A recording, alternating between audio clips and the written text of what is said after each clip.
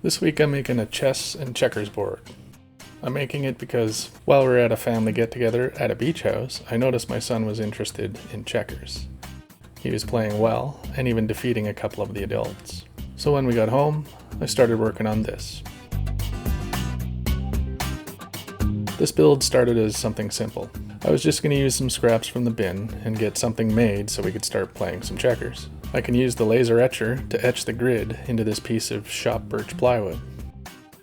And then maybe cover the sides with something so you can't see the plywood layers. These scraps might be cherry, I'm not sure.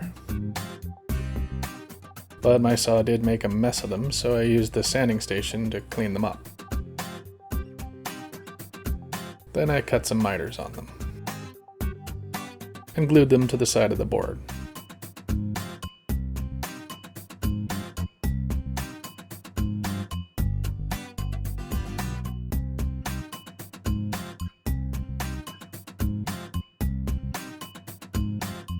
When it dried, I used the router table to round over the top edge.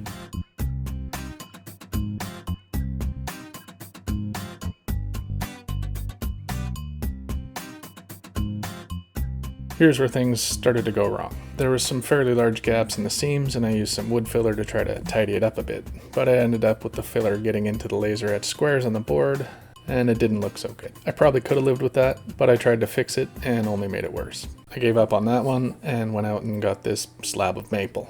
This should probably be enough for 2 boards.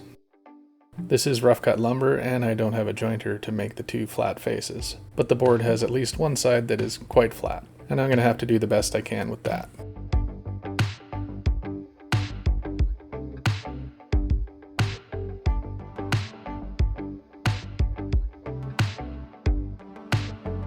After I had 2 more or less flat sides, I trimmed the ends with the miter saw and moved to the planer.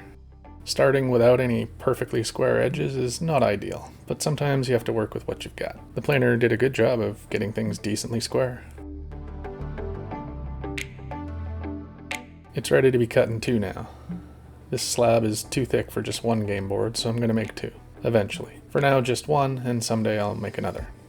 The board just fits into the bandsaw. I have the blade guard up as high as it can go, and the slab just barely fits. This wood is quite solid, so I'll go real slow through the bandsaw so it doesn't bind or overheat. There's a knot in this piece, as well as a few other small holes. I use some epoxy to fill those.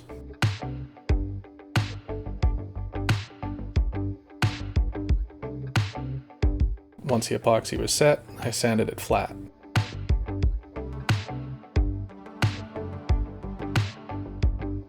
To make sure I sanded all of the board evenly, I covered the surface with pencil and sand it till it's all gone.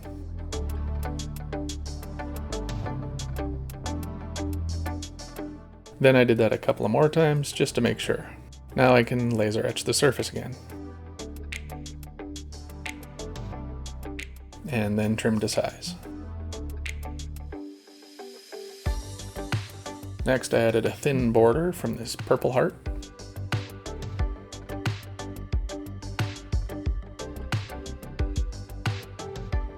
And then a wider border from some walnut.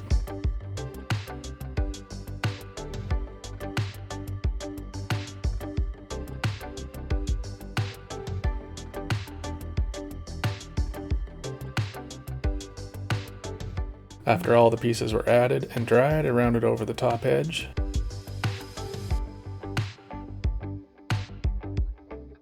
And did a little more sanding.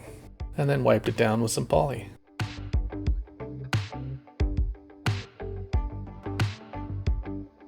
For the chess and checkers pieces, I used a 3D printer to make some Star Wars themed pieces for the checkers.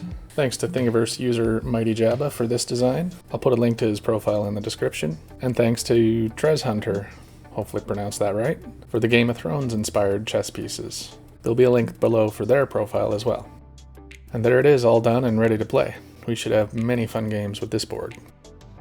If you enjoyed the video, please give us a like and subscribe if you want to see more. Click here to learn more about the bandsaw.